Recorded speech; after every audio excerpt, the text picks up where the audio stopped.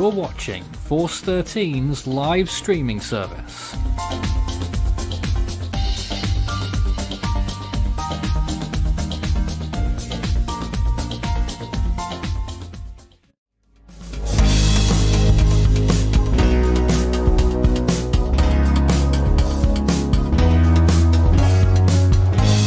And now the latest around the wide world of tropics. Tropical Weather Bulletin for August 27th, live. Here we are on the 239th day of the year, and we are back with serious concerns in the tropics with two tropical storms active. Tropical Storm Ida, which of course got itself named earlier, only 3 hours ago, and Nora, which is a storm in the eastern Pacific. The remnants of Marty still drifting about. 58 storms have formed so far this year. In the Atlantic, it's day 88 of Atlantic hurricane season. We have Tropical Storm Ida there. In the Caribbean, is expected to be a significant U.S. threat as it goes into the Gulf of Mexico. We have two other high-chance invests, Invest 97 and 98L, both with 70% chances of formation at this time. In the eastern Pacific, we have Tropical Storm Nora there. To the south of Mexico, it poses a threat to Baja California as well as southwestern Mexico, where hurricane watches are currently in place. And the remnants of Marty can still be traced, still definitely there, although it should be dissipating in the next 2 or 3 days. In the western Pacific, we're still looking at a quiet period here where there is nothing going on at all and nothing expected in the next 5 days, and what has been a relatively quiet season in terms of the typhoons and major typhoon count. So no storms expected anytime soon here. We'll see the activity, of course, pick up later this season. In the North Indian Ocean, there is nothing active similarly here, and of course, we typically see the second peak of cyclone season in October and November. It's mainly late September into October especially, so we'll see the activity pick up with that soon. In the Atlantic satellite imagery, you can see the three systems that we're tracking here. Of course, Ida there on the left, and then 97L is the one that is closer to Bermuda, and 98L is the one that's in the main development region with a very large area of formation, what you would typically see from the MDR there. In the eastern Pacific, you can quite clearly see Nora. It is extremely large if you can ignore the satellite glitch issues that we're seeing, of course, as GOES 17 has not been handling the eastern Pacific the best anymore. We'll see a satellite replacement soon eventually anyways. In the western Pacific, not much going on here, just some cloud patterns that are pretty much just a mess, just not exactly anything conducive for development anytime soon here, and that is going to be staying the case for the next several days. So nothing expected anytime soon here as long as this pattern holds. Probably going to be a week or two before things do return. Moving on over to the North Indian satellite imagery, we're looking at this monsoonal pattern continuing for the Bay of Bengal, and dry air in general just continuing to entrain portions of the Arabian Sea. It's going to be continuing for quite some time. Of course, it's been the case that we've been doing with 2 months now, with the exception of that land depression that we had. And then, of course, the satellite imagery on what is Ida, and of course, we are looking at that passing through the Cayman Islands as well as Cuba, and that will determine the intensity that it reaches in the Gulf. As of right now, we are predicting this to go up to Category 3 strength before it makes landfall in Louisiana Sunday night, I should say, Sunday. Here are the sea surface temperatures. We're looking at 29 to 30 degrees Celsius temperatures in the immediate vicinity of where Nora is currently. Other than that, the main region is around 27 to 28. Gulf of Mexico is around 30 to 31 degrees Celsius, and where Ida will be peaking at, oh boy, most of the Atlantic in general is around 27 to 29 degrees Celsius, depending on where you are in that basin. But yeah, Ida is going to be going into some pretty good temperatures on its current track, 31 to 32 near landfall. In the North Indian Ocean, we're looking at temperatures around 28 to 29 degrees Celsius throughout the much of the Bay of Bengal there, and then of course as you head into the Arabian Sea, those temperatures drastically drop off as you head westwards. In the western Pacific, we're looking at those temperatures remaining around 30 degrees Celsius, especially as you head near the equator, the Philippine Sea, and the South China Sea, especially near the Hainan Peninsula and areas west of it. Southern Hemisphere in general looking relatively cool, as to be expected.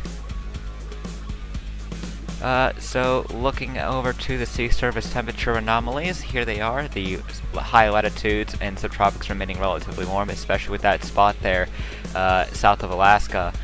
Much of the Atlantic and Western Pacific remaining around 1 to 2 degrees above average, the same with the North Indian Ocean.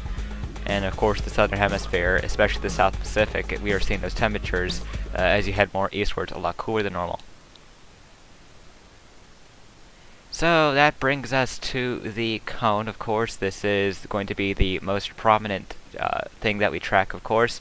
And we have a small team joining us tonight. And in that team, this consists of Christian, Joey, Antho, and then, of course, myself. How are you guys today? Pretty All, good. all good. Pretty good indeed.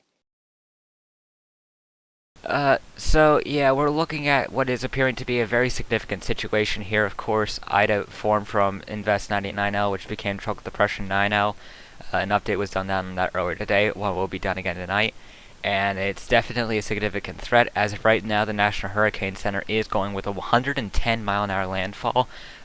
Force 13 is going slightly higher due to what we're going to be seeing in terms of environmental conditions. This isn't a situation in which we're rounding up. This took a lot of thought. This took a lot of looking into things. And as of right now, we feel that 115 miles an hour is the best call for this. So definitely, if you are watching us from Mississippi, Louisiana, and eastern Texas, especially if you're in the coastal areas, you definitely need to be preparing for this system. If you're watching us from western Cuba, you're under a tropical storm warning. Also need to be ready for tropical storm force winds.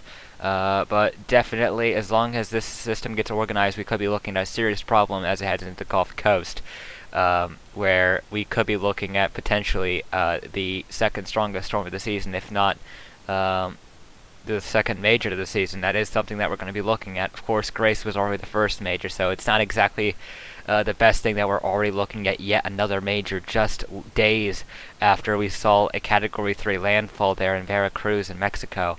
So definitely a serious threat that we're watching develop.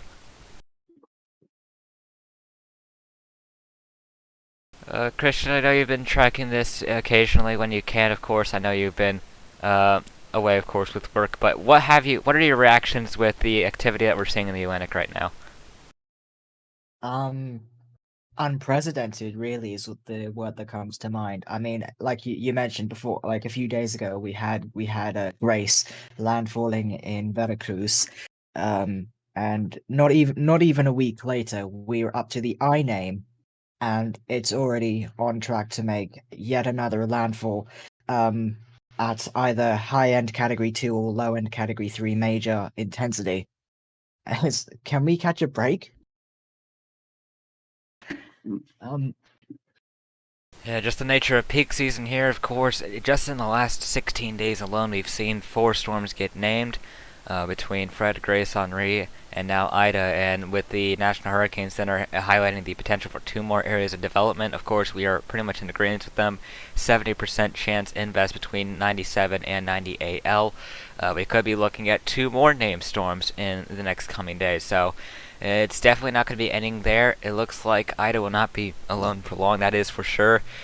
So while the other 2 may not be land threats, which would definitely be a welcome change, because you see the last storm that didn't threaten land was Bill, and that was back in June, of course. So we definitely need a break from the constant landfalling of storms this season. That is for sure. yes.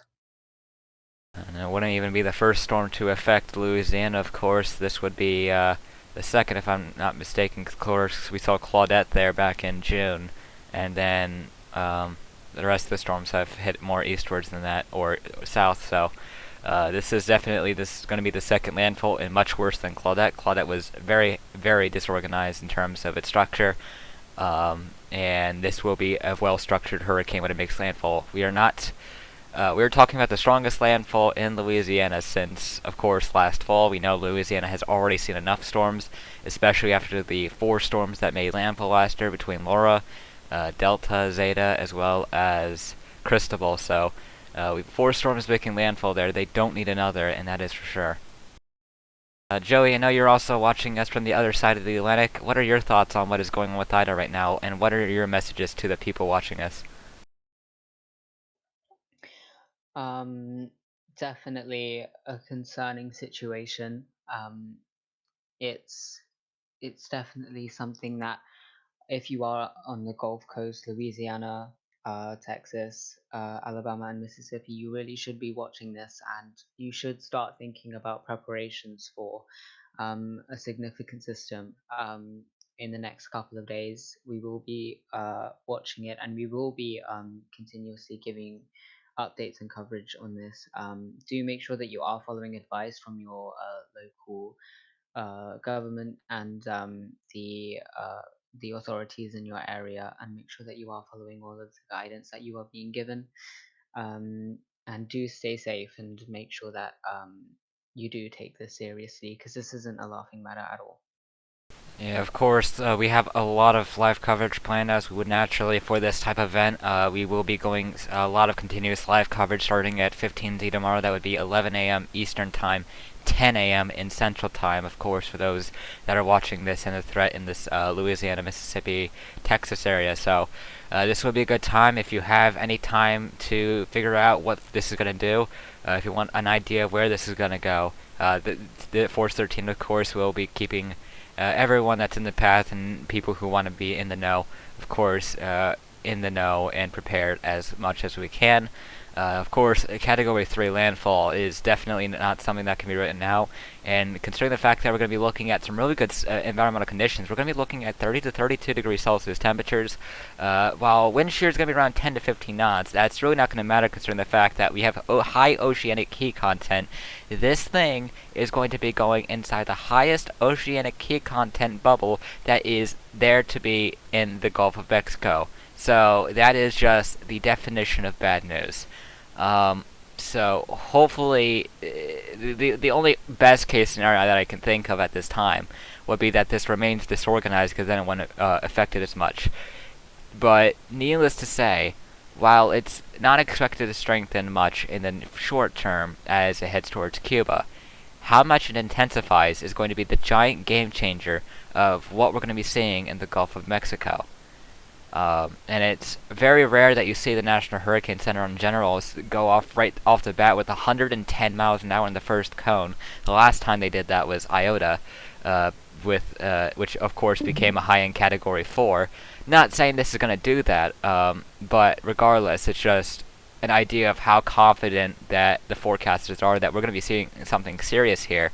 And given the fact that they've also used the life-threatening tag, it's just a matter of why everyone along the western Gulf Coast, from eastern Texas all the way into the Mississippi-Alabama border and areas into the Florida Panhandle even, need to be watching this system carefully. If you are in the cone, if you're near the cone, take action while you still can. We know that there are people who are going to be going to the stores buying everything, so if you need to, get stuff for your shelters, food, anything that will help you prepare for power outages, of course. Now would be the time to start prepping for that before those tropical storm watches, hurricane watches start getting issued, as well as storm surge watches. Because storm surge, hurricane force winds are definitely going to be a serious threat with this. As of right now, this is a CDPS Stage 5. Normally it's a little bit further out that we start giving out CDPSs, especially this high, but as of right now, given the fact that we're looking at a potential Category 3 landfall, the fact that we're going to be seeing rainfall amounts up to 10 to 15 inches in spots, especially as you head towards the coastal waters of Louisiana there, and the fact that this is a relatively decent-sized storm by the time it does get into it, we're going to be looking at some pretty substantial impacts. And the larger the storm is, the more widespread, of course, that will be in turn. So, definitely a serious thing that we're going to be looking at here. Christian, can you pull up the tropical storm force wind probabilities for this storm? Here we go.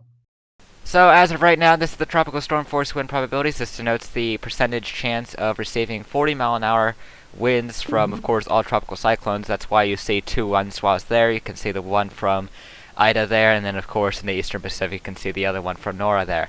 But of course the more prominent one that we're focusing on at this moment, we will get on Nora in a little bit, but as of right now we're looking at already a 70 to 80% chance of areas in Louisiana seeing tropical storm force winds, although the immediate coastal areas, the parishes, could be already at 80+% chance of seeing this tropical storm force wind. So it's very much likely that we're going to be seeing that, and that window of seeing up to 20 to +% chance of tropical storm force winds already goes all the way from eastern Texas into western Florida Panhandle. So if you are in any of those areas, especially if you're in the yellow or further, this is the time you need to be making sure that you're getting prepared.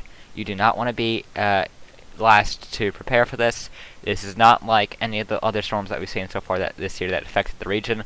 And this is definitely not a good situation because it's the strongest storm to be making landfall here and this specific part of the state since, of course, 2020. And we all know how much of a doozy that year was with the 4 storms. You had Cristobal, you had Delta, you had Zeta, and then, of course, you also had Laura. And it's just not something you want to be reliving. So I would really suggest, if you are in this area, please prepare while you still can. This is life-threatening. And then, of course, this is also a serious threat. So I really can't exactly stress enough how many times I have to say this is a very prominent threat as long as the recent trends hold. Hurricane force wind probabilities, if you have those, Christians, so that way we can just give an idea of how severe this extent is.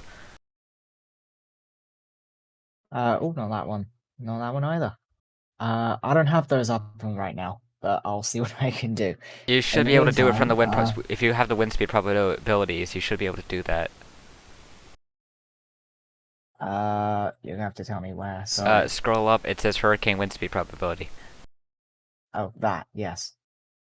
Just gonna wait for it to load at the minute. Having some troubles right now.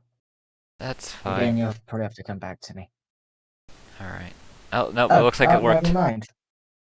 Alright, so here are the hurricane force wind speed probabilities. Now, I should stress the fact that they're currently low because, of course, this is quite a bit of ways of being a hurricane right now. As of right now, we do have it at 40-mile-an-hour winds. To be a hurricane, you need 74. So it's got 34 to go with before that happens. But, needless to say, if you're in any of the shaded colors, if you're in the green or further, that is definitely some areas that need to be watching this system closely. There's already 20+% chances of seeing hurricane force winds in the parishes in southern Louisiana, so definitely need to be watching that closely. Those numbers are only going to increase. More colors are going to be introduced as you head up the confidence ladder, and we're going to be seeing more chances introduced. Of course, this is not going to be something that stays at 30. We are talking about a category 2 or 3 making landfall, and 30% is definitely not going to be something that stays. This is not something that has a 30% chance of being a hurricane at the moment, so do not stress on the fact that this is what we're looking at the chances. These are going to go up. Another thing that we're tracking, of course, is Tropical Storm Nora. That is its own threat as well. If you want to go and pull that up as well there. Yep, I have not got it pulled up at all. Here we go. Nora. So again, we've got wind speed probabilities, a cone.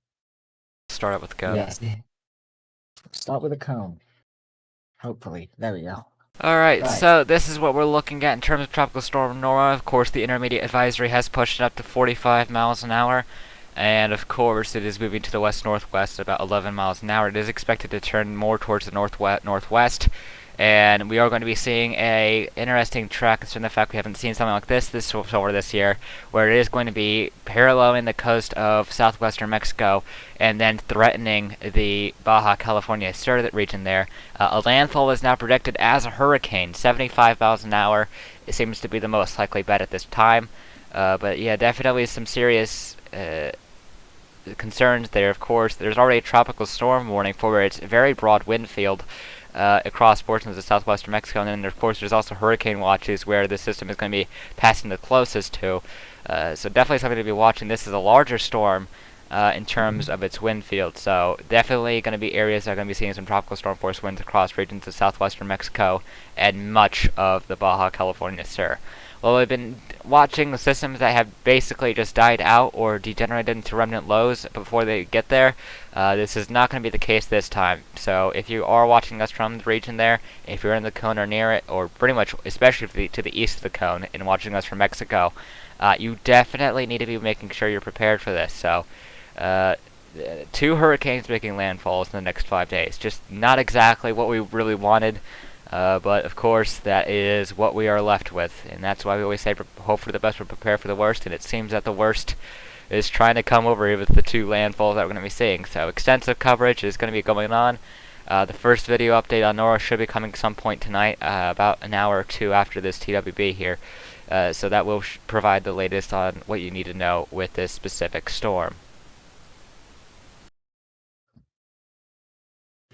And then, of course, the tropical storm force wind probabilities, and as of right now, we're looking at around a 50 to 60% chance maximum for land right now. Of course, as I said with Ida there, those chances are only going to go up there. So southwestern Mexico, as you get further towards the coast, that is more of a chance of seeing tropical storm force winds.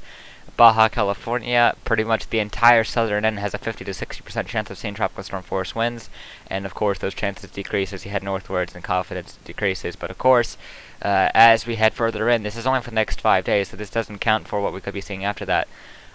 So really, if you are watching us from there, those chances could easily go up, and they likely will, based on the current track. So be prepared for that.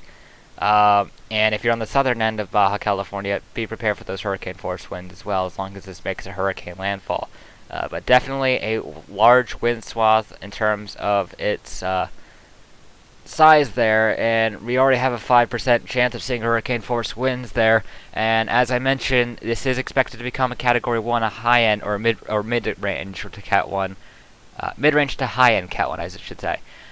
So of course they're only giving out 10 to 20% chance probabilities right now, but of course that is very certain to change. Keep in mind this is still 30 miles an hour away from being a hurricane in general, and we are still going to be watching the forecast evolve with this, so definitely going to be something that those areas need to be on the lookout for as well.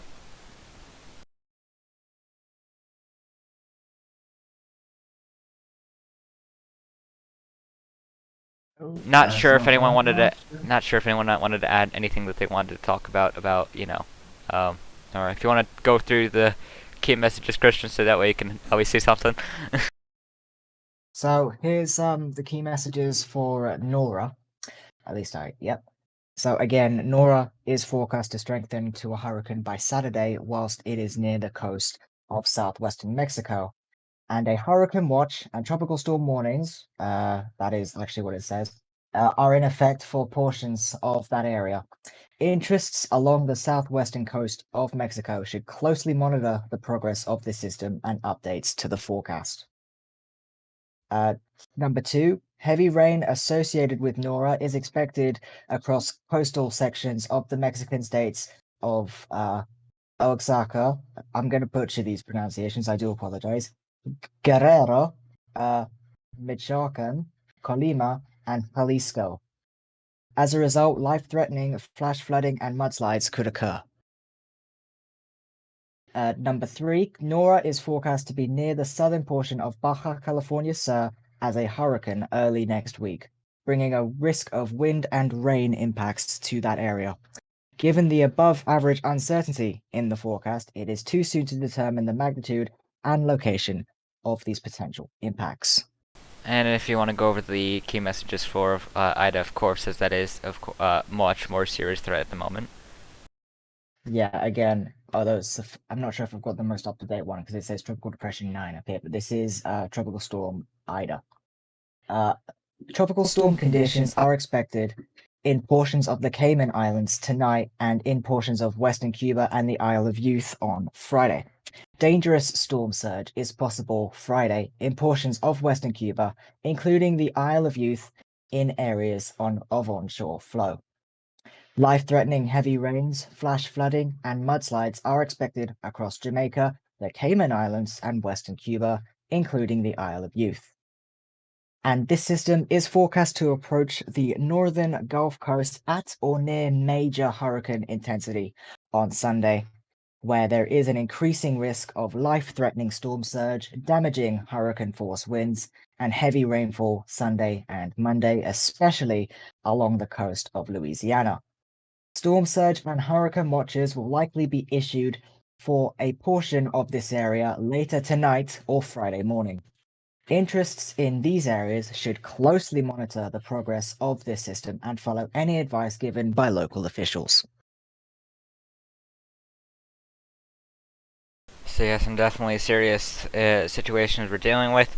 And as we head towards the halfway mark of the TWB, of course, this is the part where we start focusing more on the viewers' questions, their concerns, anything that they want to provide us. So, of course, if you have any questions that you would like to ask the team here, please message us at Force13. That will pop our name up in orange.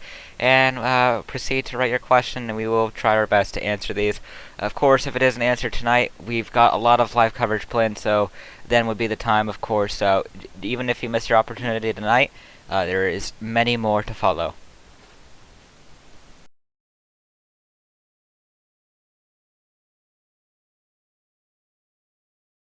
Alright, let's see what we got here. Our first question from Logan W is there a chance for a low-end Cat 4 for Ida, considering this is a low-end tropical storm and is already forecasting a Cat 3 landfall? I said this at the beginning of the Tropical Weather Bulletin, and of course, I've been really monitoring this closely, as I should be. In terms of what we're looking at, the biggest question is how much is it going to organize itself before Cuba, because that's going to be playing a giant factor as to what we're going to be seeing as this enters the Gulf Coast. If we see a less organized system entering the Gulf Coast and it enters a high oceanic heat content, then we're not going to be seeing as strong as a storm that we could see. It's still going to be a hurricane more than likely, it just won't be as strong as we're currently forecasting. However, if this gets itself organized and is an upper end tropical storm or is developing some kind of eye wall before it makes landfall in Cuba, then we have a giant problem in our hands if that happens. So definitely a double-edged sword regardless. There isn't exactly a good scenario where it just dies and goes away. This is not happening with this system. So while Cat 4 is definitely not out of the question, I'd say there's about a 15 to 20% chance of that happening. It's just a little bit too soon based off the fact this is still a very low-end tropical storm, so I would not go that high yet. Thank you to Cat Low for their $5 donation. Of course, our donations help make the project better, so very, very huge thanks for that one. Next up on our questions is from, well, I pretty much answered that one. Crazy Zach YouTube asks, what if Ida becomes a Cat 5 and makes well, we're not forecasting a Cat 5. We're not going to be answering any questions about Cat 5, so please don't go there. We need to be thinking logically. This is a serious situation, so the best thing was to be very objective, very analytical as to what we're seeing, and just help prepare people based on what we're seeing right now. Mr. Green and Purple asks, is there any chance that Nora could rapidly intensify? I don't think that's even shown in the forecast at the moment. The conditions that it's going to be in are not exactly as favorable as what we're going to be seeing in the Atlantic, where rapid intensification is, of course, explicit. One thing against Nora is the fact that it's massive and extraordinarily broad at times. And needless to say, there was a lot of debate yesterday as to whether it really was a tropical cyclone when it got designated. But as of right now, we're going to be looking at 10 to 20 knots of shear that's going to be dealing with as it peaks.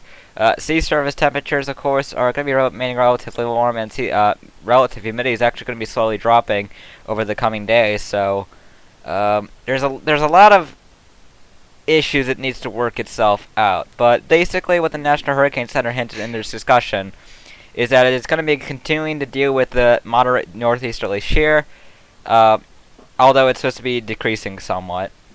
The thing is, the biggest enemy with Nora is going to be its large size. It's always going to be with that. It's not a small storm. It's an extraordinarily broad and large system overall. So, needless to say, it's definitely not going to be a storm that has an easy time rapidly intensifying if it were to do so. So, rapid intensification with Nora does not seem likely. Gradual, yes. Rapid, no.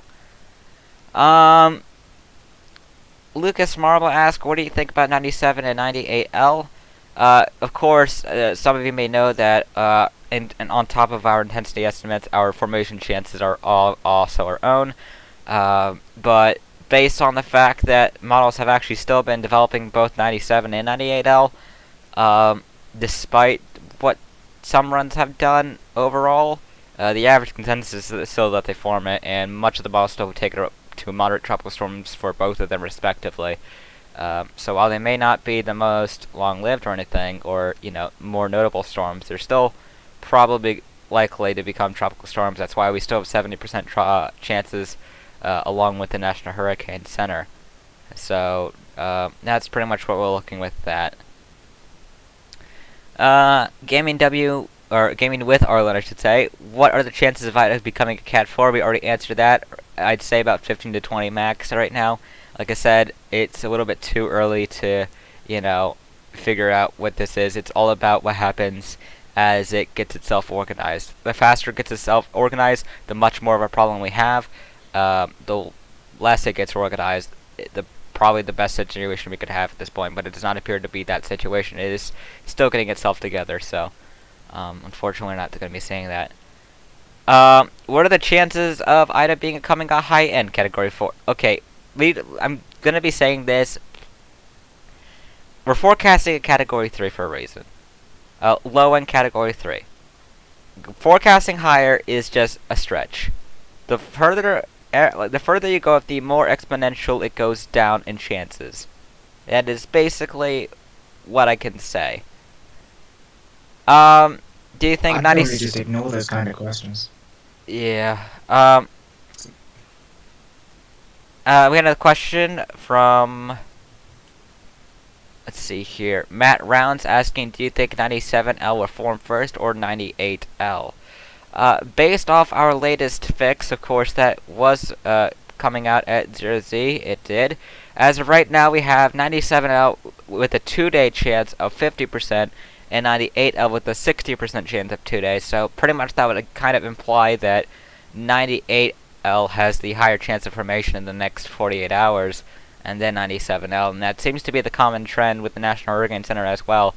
And it would be interesting if that were to happen, because if that were to be the case, it would be 99L, then 98L, then 97L developing. So that would pretty much be a backwards formation area order in terms of things. Could we see 98L impacting land as a hurricane? Straight up answer at the moment is no. What are Ida's wind shear up ahead? That was a question from Warrior X. Of course, I did a video update on that earlier, so I actually know off the top of my head what that is. Wind shear is definitely not going to be going high. It's going to be moderate at best. Basically, what we're going to be seeing, at least from the latest model guidance, is that wind shear is probably going to be around 10 to 15 knots for the majority of this storm's life, which really isn't too bad. It's around low to moderate. But considering the fact that we're going to be dealing with everything else between the sea surface temps, the mid-level relative humidity, high oceanic heat content, wind shear is definitely not going to factor in much at all with this. What are the chances for a southeast Texas landfall? They appear to be decreasing at the moment based on the fact that they were taken out of the cone. But if you're watching this from eastern Texas, that doesn't allow you to let your guard down. You could still be seeing some impacts, that is for sure. And there are still some models that take it near the Louisiana-Texas borders too. So if any shifts westward, then of course we could be dealing with that as well. So Texas, you're likely to receive some impacts if you're in the eastern end. So if you're expecting the center to, miss, but not expecting impacts, then you're kind of wrong there. Let's see here. Are there any obstacles Ida will have to deal with? Pretty much, if anything, it's going to be itself, really. If it can get itself organized, then we have ourselves a problem. So the thing is, high oceanic heat content values, they can do something if it's too much energy for a storm. So we'll see if that happens, but unfortunately right now it doesn't look like that's going to happen. That's why we're currently forecasting rapid intensification. National Hurricane Center explicitly forecasting rapid intensification. So once you have that, that basically means that there's nothing stopping it from doing what it can to, intensify.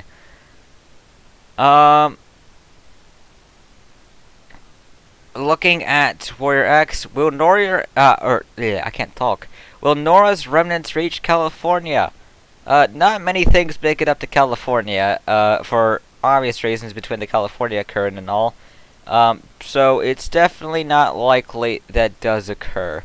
Looking at the 18Z models, they seem to be trending a little bit weaker, actually, for Nora there, which is quite interesting to say at the least, which I don't understand why. Oh, that's why, because the GFS actually plows it inland in southwestern Mexico and doesn't have it even reaching the Baja and dissipating before it even gets any further north. The Canadian model, of course, oh, everything's been shifting east with this. Oh, okay, so that's actually a different development then, but regardless, if this does take the current forecast, then this would be, you know, 20, or 20, I don't even know what I'm saying anymore. Regardless, we're going to be looking at rapid dissipation as it heads up the Baja California coast there, because of course the land interaction and cooler sea surface temperatures and everything is going to be working to go against this thing. So models are trending eastwards by a long shot, which would definitely change the game for Baja California and put much more attention on southwestern Mexico. So I would definitely watch this if you're in southwestern Mexico, because it looks like the track is actually shifting east. Will Ida be a terrible storm? Well, it all depends.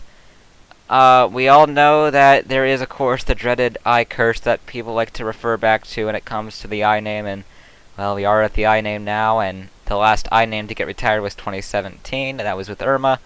And I know that there were people that believe that 2019 and 2020 should have had their I names retired between Imelda and Isaias. So we've had a history of ice storms not exactly being the greatest things.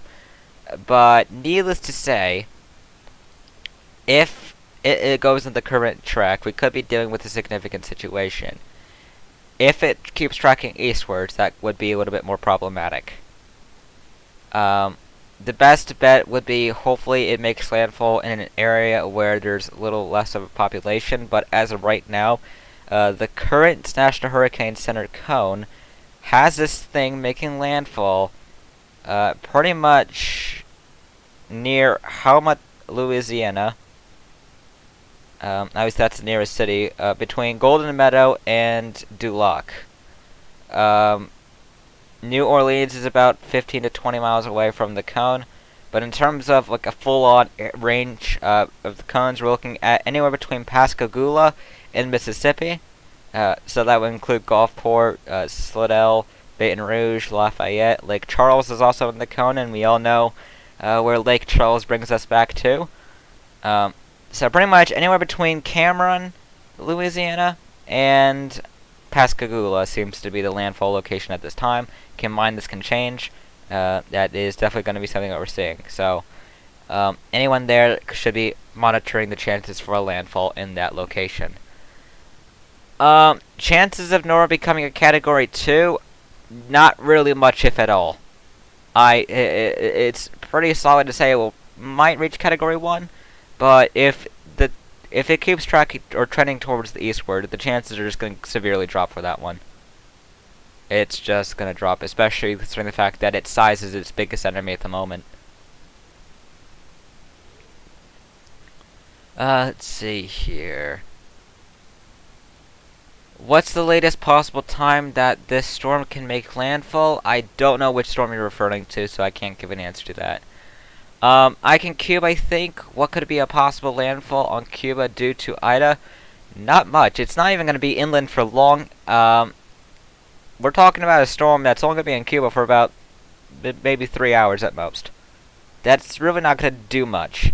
Twice strengthening is literally still forecast even though it makes landfall. So, unfortunately, we're not looking at a really good situation with that. It's not going to be in Cuba for long. While it's going to be going over the Island de Juventud, if I got that pronunciation right, but it's still not going to matter in the long scheme of things, because of course you're going to still have most of the center, or most of the system overall in water still, and then of course you're still going to be seeing intensification during it.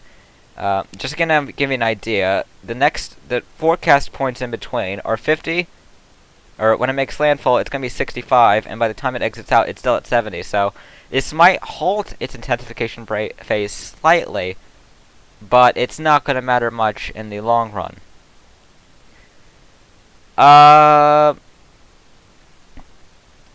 Could Ida possibly change its track and move towards the Panhandle? That seems rather unlikely at the moment. The most easternmost models take it is the Alabama-Mississippi border, so considering there's not even a single outlier that does that, I don't exactly think that's really much of a possibility right now. I think the Florida Panhandle is actually relatively safe with this one, besides impacts if you're on the western end. With the western Panhandle, you could be seeing impacts. That is definitely not out of the question. The question that you're asking was, will it make landfall? That's probably not. But needless to say, that's not looking likely. And we did have a clarification with that question about what is the latest time Ida can make landfall. There's really good consensus as to the timing as to what will happen with Ida there. And it's about 72 hours away from landfall at the moment. So I really wouldn't go past Sunday evening, Sunday night. So Sunday night is the absolute latest that this is making landfall. It's really not a low confidence forecast. This is actually, compared for most forecasts you see for National Hurricane Center, this is a relatively high confidence one. Between the fact that there is a lot saying that this is going to rapidly intensify, that is something that the National Hurricane Center doesn't explicitly forecast on their first advisories. Between the fact that we're going to be looking at a significant surge, life-threatening situation, that text was used already. And the cone itself isn't that wide, so we're really looking at a really good consensus as to what's going to happen, and that's actually relatively good, especially with this significant of a situation. Consensus, confidence is what we need with this one. So if that is the case, then that is definitely good. Let's see here.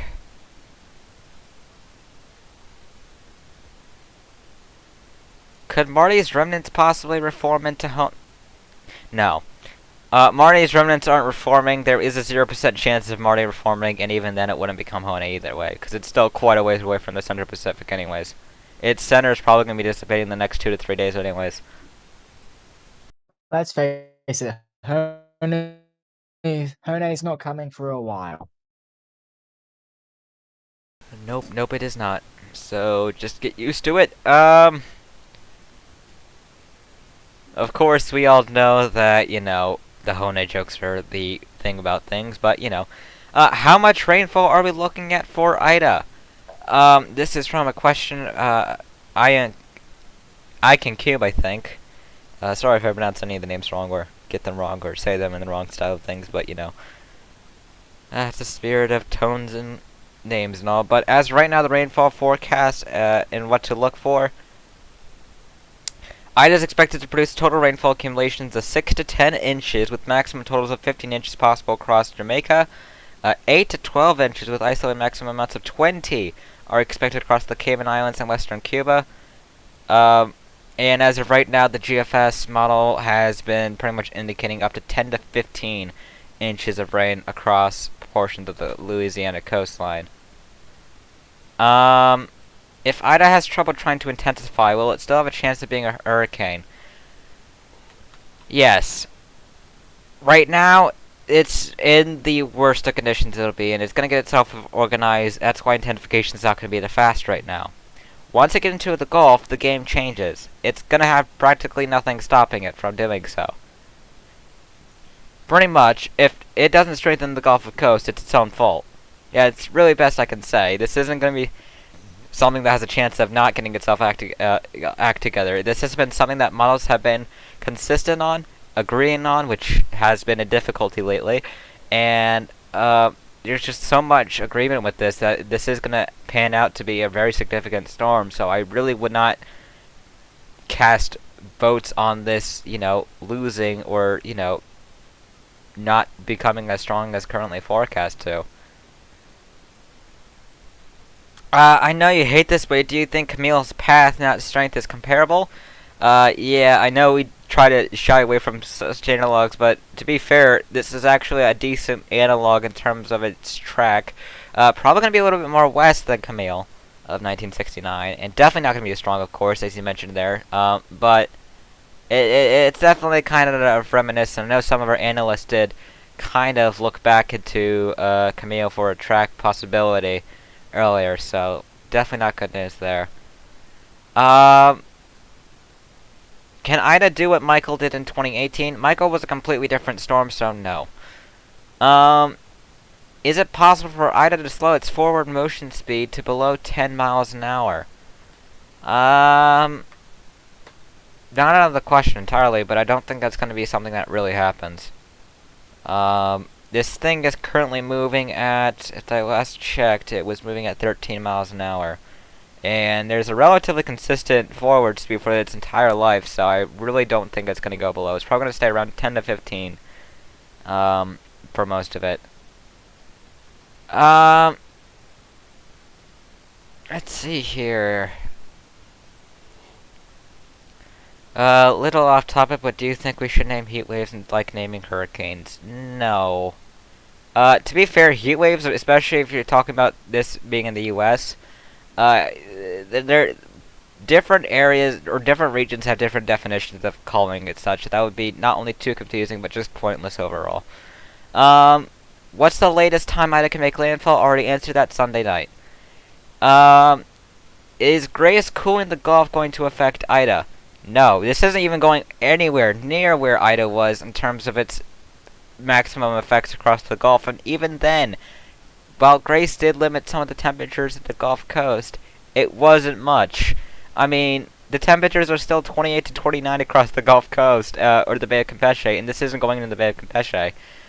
The waters were only affected in the Bay of Campeche. This isn't going there, so Grace's impact means nothing to Ida.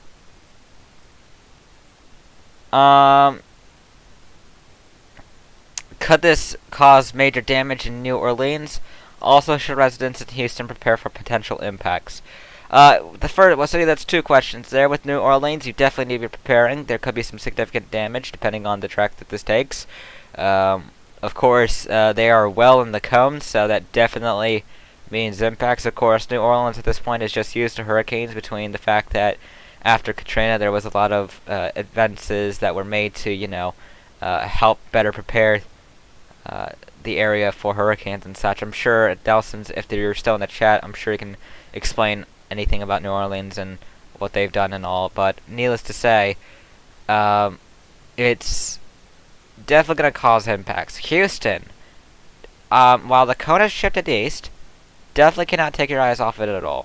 Houston is probably still going to be seeing some potential impacts, whether it's gusty winds, some rainfall.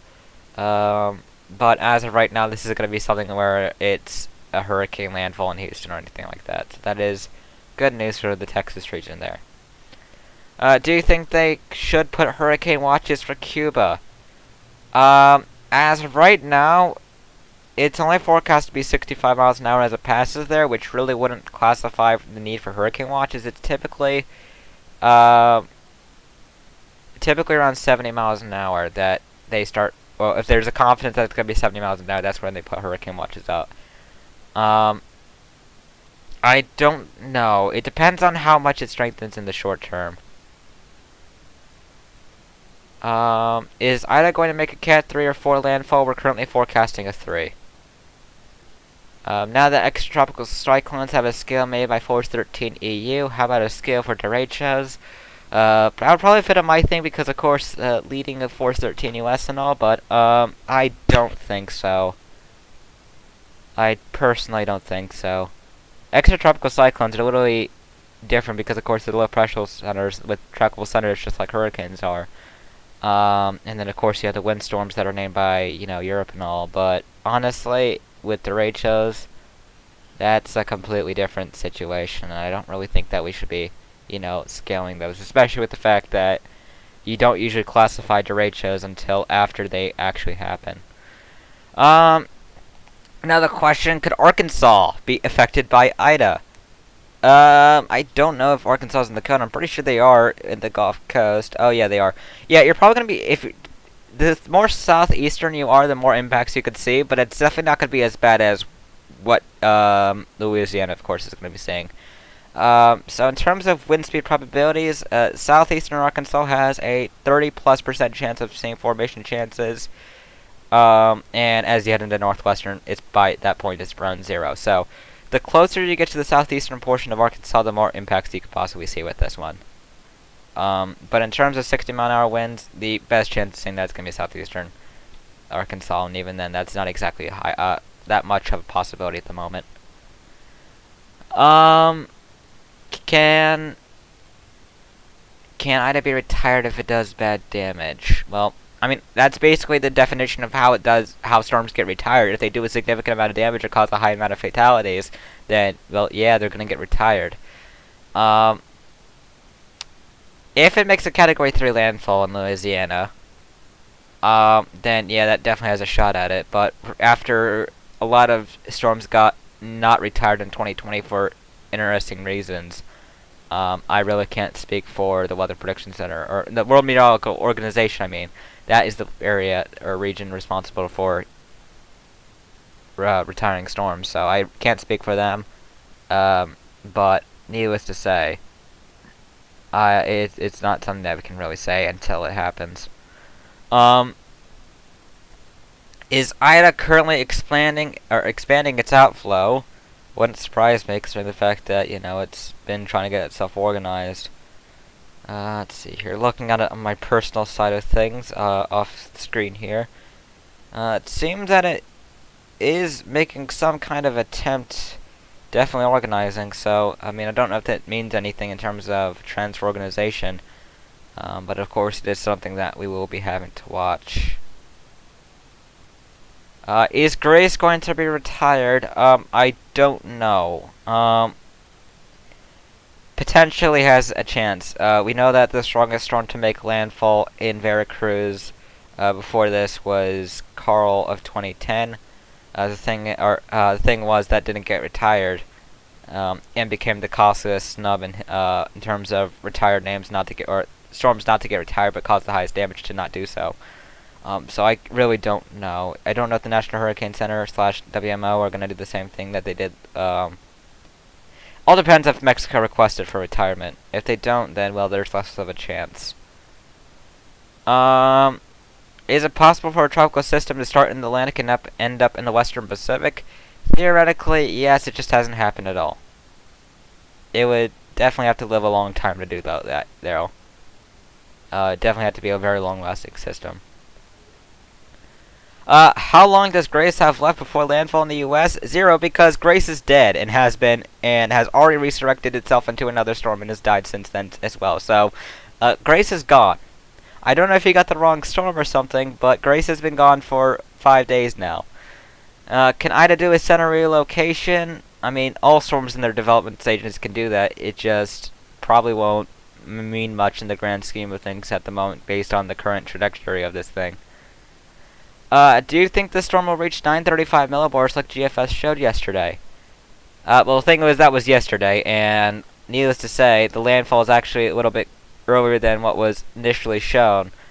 Landfall probably somewhere in the 950s seems to be the most reasonable. 950s, or low 960s seems to be the most likely scenario in terms of landfall with this thing.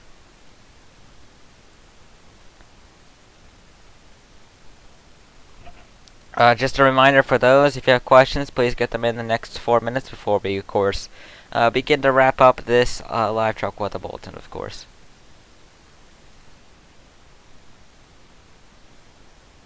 When will Ida have perfect conditions? It's basically going to be from pretty much the entire time it's in the Gulf Coast, really, in the grand scheme of things. Basically, it's going to be entering the Gulf Coast around Friday evening or into the night, probably Friday night into early Saturday morning, and it's gonna have about, say, 36 to 48 hours over to the Gulf of Mexico to strengthen.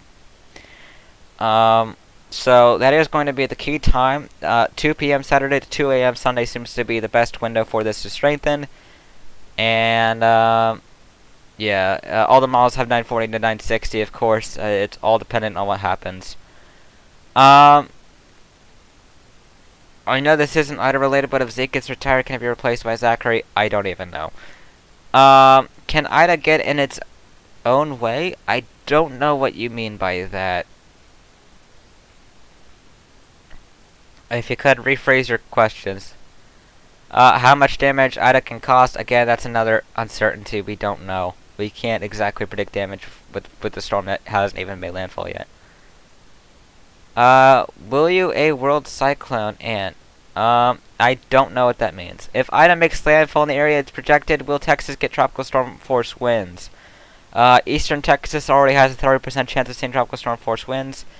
But needless to say, I would suggest keeping monitoring of the situation if you're on Eastern Texas. Could you compare this to Zeta, but just earlier in the year? Zeta was a lot different. I wouldn't call this a Zeta, especially with what happened after Zeta's landfall, so I really wouldn't call this that.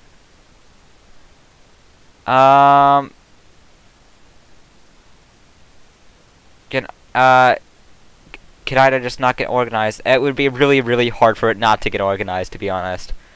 How long does Ida have in the Gulf to strengthen? About 36 hours.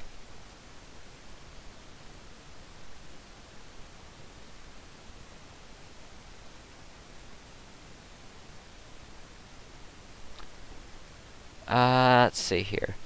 Could Ida develop in such a way that, despite its good conditions, it's unable to rapidly intensify? That was from Thomas, of course.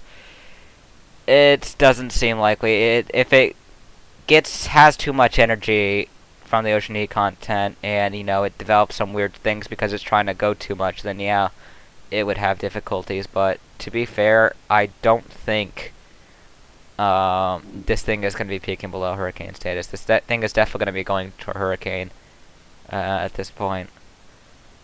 Answering the last few questions. Will Hone form this season? Probably not. Will a world cyclone animation for 2020 to come out? Hopefully so. Total precipitation amount for Louisiana, 10 to 15 inches of rain possible.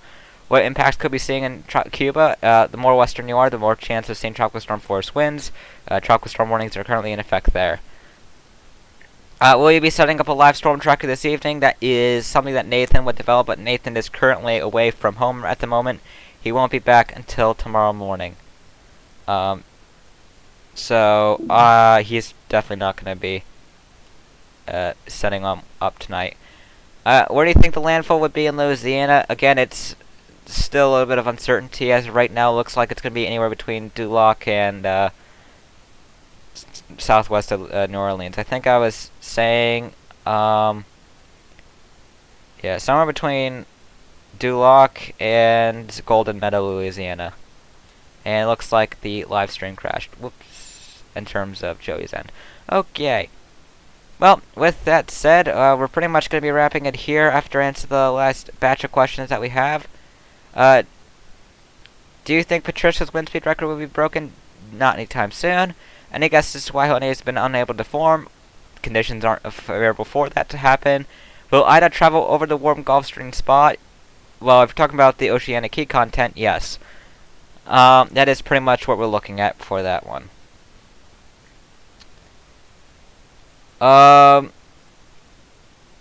So, yeah. That is pretty much what we're dealing with, and with that being said, we're going to go over to the On This Day, thanks to our team. Wrapping it this hour, of course, was Christian, Joey, and of course, presenting here tonight, Xavier Burns.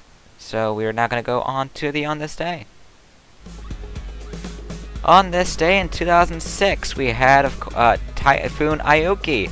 That was just freshly crossing over from the Central Pacific into the Western Pacific. And of course, we also had Hurricane Ernesto, which would only become a hurricane for 6 hours in this stunt. And Ileana, which was almost dead as it continued to pass west of the Baja Peninsula. Of course, Aoki was known for creating the highest accumulated cyclone energy out of any tropical cyclone in the world. So definitely notable for its own ways there. At this point, it was around 900 millibars. So that is an interesting tidbit for that. Of course, that was 16 years or 15 years ago on this day. So with that said, the next name of the Atlantic is Julian, followed by Kate. In the Eastern Pacific, we're looking out for Olaf and Pamela. And in the Central Pacific, warm hugs are not enough for Hone to show up anytime soon in this basin. Just why? In the Western Pacific, the next name is Kansan, followed by Chantu. And in the North Indian Ocean, we're still looking out for Gulab and Shaheen. Moving on over to the southern hemisphere, specifically the southwestern Indian Ocean. The next name here is Anna, followed by Betsy Ray. In the Australian region, we're looking at for Patty and Ruby. And in the South Pacific, it is Cody. We have a lot of live events planned as well as storm updates, so keep following us at Force 13.